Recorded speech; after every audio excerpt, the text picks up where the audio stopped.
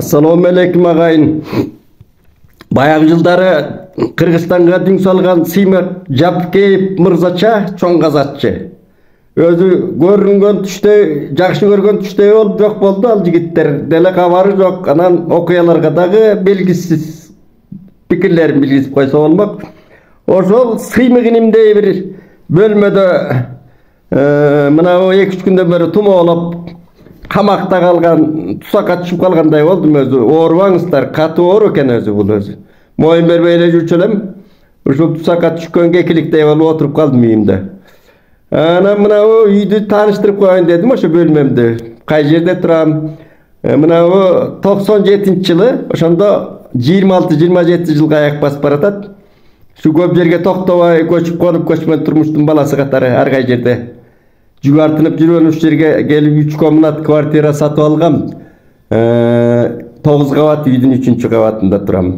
Бирөөгө тар дүйнө, бирөөгө зар дүйнө, бирөөгө кор дүйнө дейбизби? А мен үчүн кенен ааламдай болгон бөлмө өзү. Мана иш бөлмөмдө ушул, жатагымда ушул. Анан кийин мына чарчаганда гимнастика жасай турганда спорт залым ушул. Анан көбүнчө эшикте жүрөм эми. Анан мына тааныштырып коеюн. Бул жазуу столум, мына газеттерим. Мына бугу. Кыргыздын эми бугу, мына лос дейт, багыш, түү бир жаныбар да. Кыргыздын тотемдик жаныбары болгон, жакшы көрөм. Мына Салижан акенин Жаңырык деген ыр китеби устатым. Дайыма барактайм, күнүгө окуйм керек болсо. Андан кийинки Онегин Евгений Онегине койчум, тандамал китептер баары. Андан мына Арстанбек башк болгон. Бул болсо мына устаттарым Омар Султанов, Чоюн Өмүралиев менен түшкөн сүрөтүм. Сыргак Аба Сооронкулов менен неберем болуп Агдил. Үчөөбүз баягы жылдары Ак Калпак берүүсүндө. Анан Ташкулеке Керексисов, архитектуранын гении деп жүрөм. Ал кишинин дедигиндей сүрөт топтому.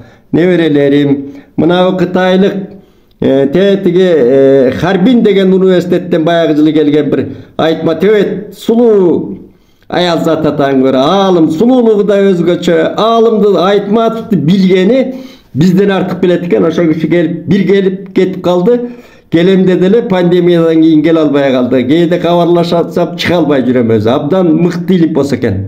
Айтматов тизилдеген киши келип таштап кеткен ба белеги мына кытайча жазуусу менен. Анан мына андарында көрсөтүп коеюн. Мына улуу устатыбыз Айтматов, Чыңкыз абабыз. Бул болсо неберелер. Мына адам болсо менин атам Керимов Касый, согуш ардагери болгон, 53 жашында эле өтүп кеткен кайран киши. Анан калганы ошол китептеримди жөндөсөм Манас Айрыкча Сагынбай Орозбактын варианты дайыма маңдайымда. Айтматов, андан кийин кыргыздар, мына Кеңеш Байке Жусупов мыкты түзгөн кыргыздар жыйнагы. Анан Расул Гамзат койчу, Олжас Сүлейменов, Маркес, Альберт Камю, ушундай тандамалар. Азыр Мидикең, анан тигиндей мындай биздин капар Мурза Капаров, Куатбек Суалиев. Мына Маркестин 100 лет одиночествосун кайра окудум 3 жылдан бери. Мына мындай китептер бар. Анан эриккенде телевизор көрөм дегендей. Анан биягы мына мындай жайнамаз, анан бул жата турган диваным. Анан мына дары дармек салган кутучалар. Анан бетмай колмай дегендей. Анан папкам. Дайма сапарга даярмын. Аман болгула, оорубагыла. Азыр сөздү баштайбыз Азастан.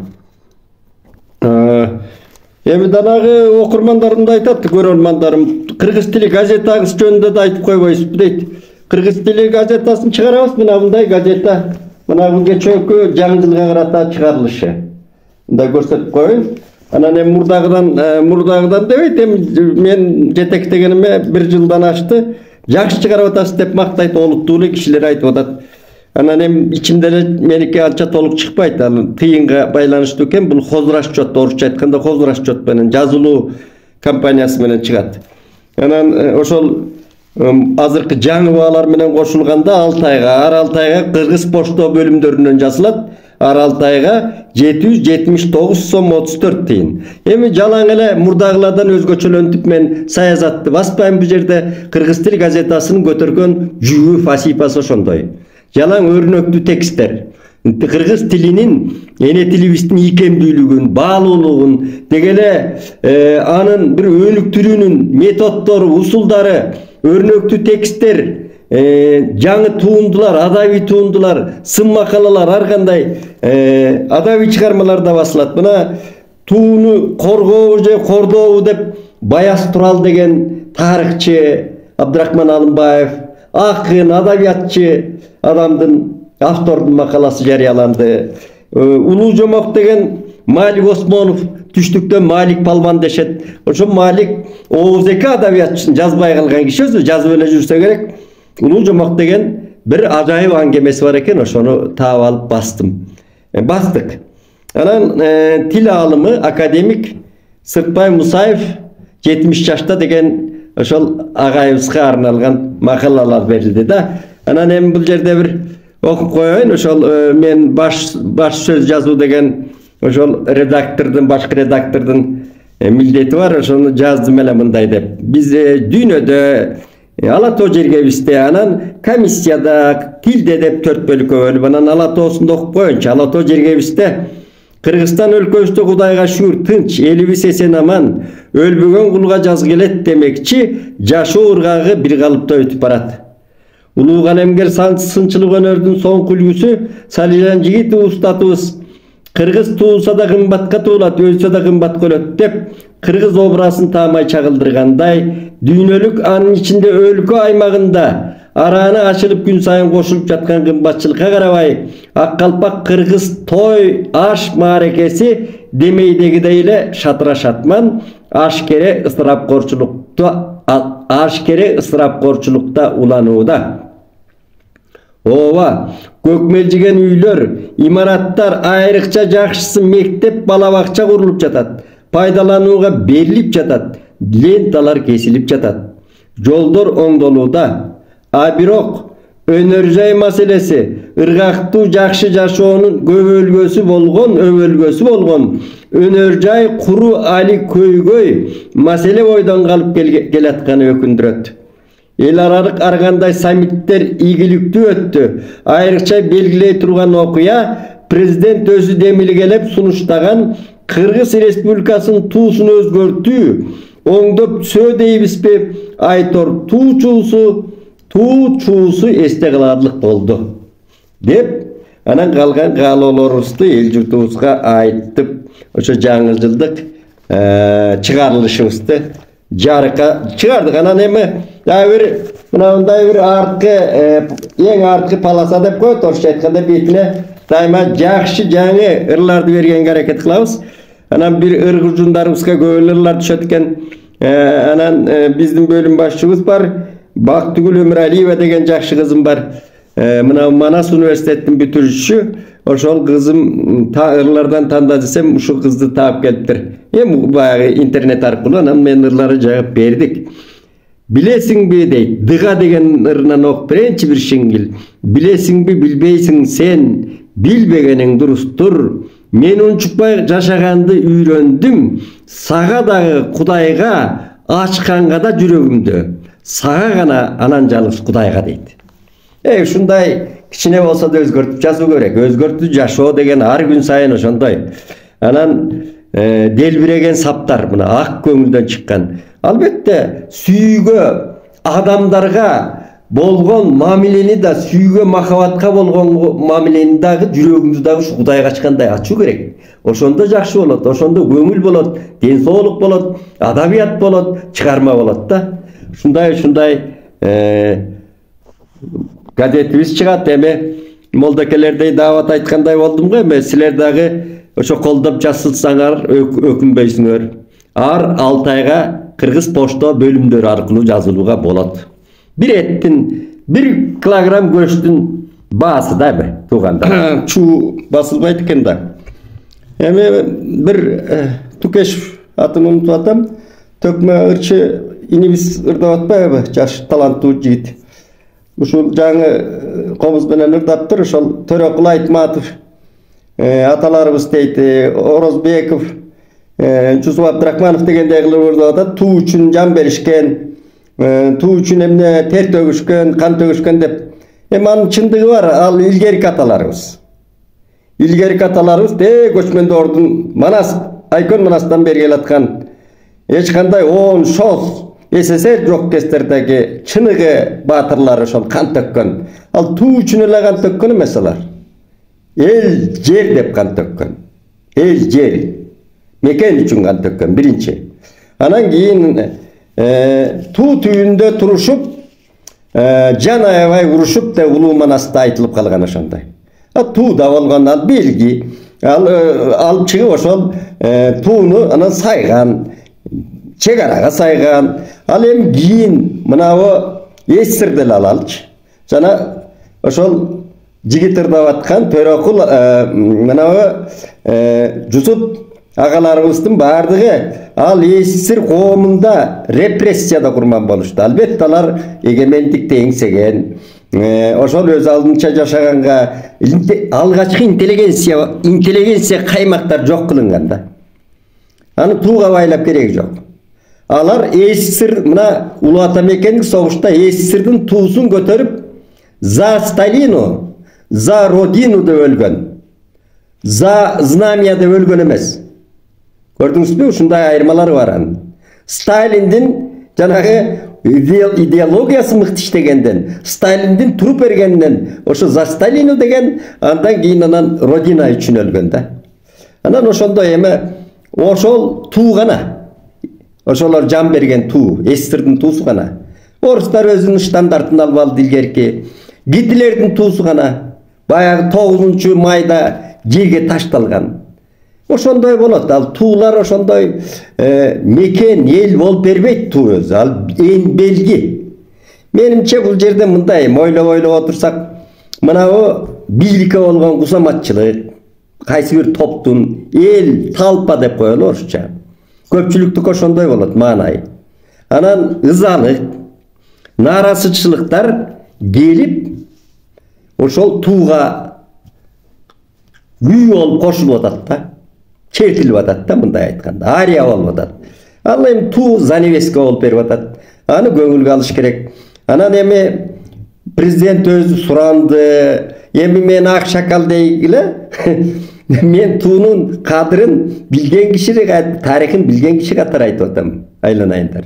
Анан ал жөн эле бир шамал кайсы тарапка соксо эле ошол жака ура бербей, мындай кичине акылдан өткөрүш керек. Эртең мекенибиз болсун, эл жерибиз аман болсун. Анан президент суранып атат дейт. Анан мен башында көп эле жазбадым. Туунун мындай косметикалык оңдолушуна эмес, түп тамырынан бери эгемендик жылдары жанагы элге кыйшык минип алгандагы эң белгилердин баары өзгөрүлүш керек. Ошол заман келет, бүгүн жазалбаса эртең ошондой заманбап эрлер келет, эл башчылары да келет. Мүмкүн ушул бийлик учурунда оңдолот, же келечекте дагы бир муун келип оңдойт, ал оңдолот, көп оңдоолор болот айли алдыда. Биз оңдой турган иштердин башы эле жазалып атат азыр. Көп, биз 32 жылда абдан биз чаташканбыз. Бардык тараптан. Ошол өзгөртүү керек. Прогресске жылуу керек андан көрөк. Прогрессти колдош керек. Ал бир эле эмбелгиге байланып эле чуу чыгара бербеш керек да. Чуунун ал чуу чыгарганыңда деле натыйжасыз ал. Чындап келгенде ал колдоп, жалпы эле туу деп ошону эле ызылдап калбайт эч ким. Анан муну аң сезимден өткөрүп, албетте кийинки оңдоло турган чыныгы прогресстерге келгенди тилейли да. Ошо жөнүндө сөз болуу керек. Анан эми жанагы палбан жигитибиз дагы нааразычы деп анан УКМКнын жетекчисине анын зекиген сөздөр чыгып атат. Эми андай болбош керек өзү. Ал үчүн эле жанагы туу эмес, мынабу сөз үчүн, мына пикирлердин айтылышы, бул өзү жакшы маселе. Ал үчүн эле бири-бирибизди кекетип мокотуп бергендин зарылчылыгы жок. Андай айтыла берет. Масален, тууну көтөрүп чыкпайм, мен өзүм мурдагы көтөрүп чыгам деп мүмкүн аңдабай айтып атат. Ал мынабу Япониянын атынан чыккан 7 жолку мушкер. Dünyoluk çempion oyunculuk emes da. Orzubek Nazarov деген өзбек жигит бар, кантык дос. Экөөбүз көп сүйлөшөбүз. Анан мен сурадым да, Орзубек кайсы тууну туу көтөрдүң беле деп ошол кездерде эле сурагам. Анан мен дайыма ошол жеңишке жеткенде жана кыргыздын туусун жамынып алып чыкчумун дейт. Азаматсың дедим, же көтөрүп алып чыкчумун дейт, кичине желекчени. Эң белгилүү кыргызстандыкмын деп чыккам дейт. Эми соңку сөзгө келели. Мана ошондой шоораттар болуп атканго, Бакиев жөнүндө пикир айтсаңыз дейт. Эми Бакиев жөнүндө көп айтылды, эмоция калтырбай айтканда көп жазылды, жаздык. Мынабу кандуу бийлик башчылары тарыхта кечирилбейт экен. Тарыхты окугандар билет. Ары барбай эле берки бийликти алалы, Сталин кечирилбей калды. Кечирилбейт го. Мао Цзедун кечирилбейт экен. Ал Дэн Сяопиндин акылмандыгы менен Мао Цзедун келечек Кытай кысматы тарихи үчүн ордунда калганы менен кечирилбейт Кытайдын элинин жүрөгүндө, тарихында. Пиночет Чилини Сормосаздан алып чыккан киши аскер төңкөрүшү менен өлөрдө Гаагада соттолуп жок болду. Саддам Хусейн кечирилбейт. Мына эле коңшу Өзбекстандын Ислам аке Каримов кечирилбейт экен. Анжан окуясы боюнча. Муну өзбектер менен сүйлөшсөң айтышат. Жүрөктө кетпейт каратак. Тарых кечирбейт экен. Кандуу жолду, кандуу колду. Ошо сыяктуу маселе. Бул кийинкилерге сабак үлгү болуп калыш керек. Анан кийин өз жарандарын басмырлап, репрессиялаган, канын төккөн адамдар жөнүндө сөз болуп атат. Анан эми мен оор көңүлүмдү көтөргөн эртең менен бир жакшы күлкүлүү берүүнү көрдүм. Азаттык радиосу биргесте уюштурган экен. Таланттуу журналист Айзада Касмалиева деген карындашыбыз алып барган экен. Абдан жакшы көкбөрү тартышка жеткирген да. Мына журналисттик чеберчилик менен суроолорун тик коюп. Ошондо Садыр Жапаров менен Эмилбек Каптагаевдин диалогу. Абдан катуу айтышып атат экөө. Бийлик тарабынан, анан тик оппозиция тарабынан да. Мына мындай диалогдор азыр да керек. Азыр да зарыл. Бул инсанды өнүктүрөт биринчи, коомду өнүктүрөт, анан мамлекетти өнүктүрө турган диалогдор өзү. Кудай сактасын монологдон. Монолог болуп калуудан. Анда мен урунтуу жерлерин айтайын. Жапаров менен Эмил менен Садыр инилерим атын айтып атын эле айтайынчы. Сен уялбай уш жерге кантип келдиң деген деңгээлге чейин түшүптүр да. Бирок абройлоруна тийишпейт экен. Жакшы. Анан эми ал кайсы максатта чыгарып, кандай жана постторун жаман жазып атышат, андай эмес. Ал мыкты үлгүлөр турат а жерде. Экөөнүн деңгээли турат.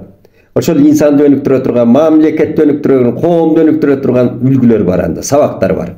Анан кийин айтып атат, мына каркырачуусу боюнча Эмил мырза суроо берип атат да.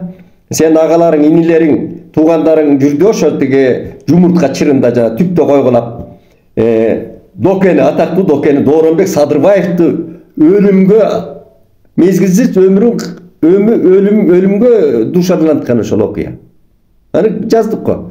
Ошондо жүрөт десе, Садыр мырза так жооп берип атат. Ошондо бир эле сүрөт алып келсеңиз, мен азыр депутаттык мандатын тапшырып кетем деп. Ушундай тике, бирок абройлоруна тийишпеген абдан кызуу талаш тартыштар. Биздин ат башында да болгон илгери. Үсен Кууш кетип атканда менин туу акелерим, жердештерим. Ошо базарда былжырап, жана барган Ишенбай Кадырбеков байке жетектеп барган ал кезде депутаттарды кубалап чыгышкан базардан. Айласын кетип, обон аялдар. Карашумдуктуу учурларды өткөрдүк деп башыбыздан. Ошого ызаланып жазган, мен ушул деңгээлге түштүңөрбү деп. Мына мындай тагдырларды тез жагын чукулай бербейли, алар өттү. Андай карезгөй, карабет адамдар элдин эсинден өчпөйт өзү, кала берет.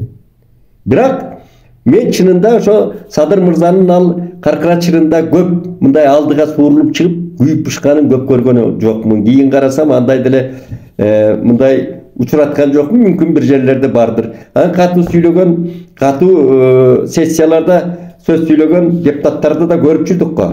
Эми аттарын баарын атай бербейин. Анан кийин Садыр мырзаны болсо мына атактуу кумтөр маселеси алып чыкты. Өзөрлүгү, кашкөйлүгү, анан жанагы багыт алып келип, анан президенттик креслого алып келип жетелеп келди, кыргызча айтканда.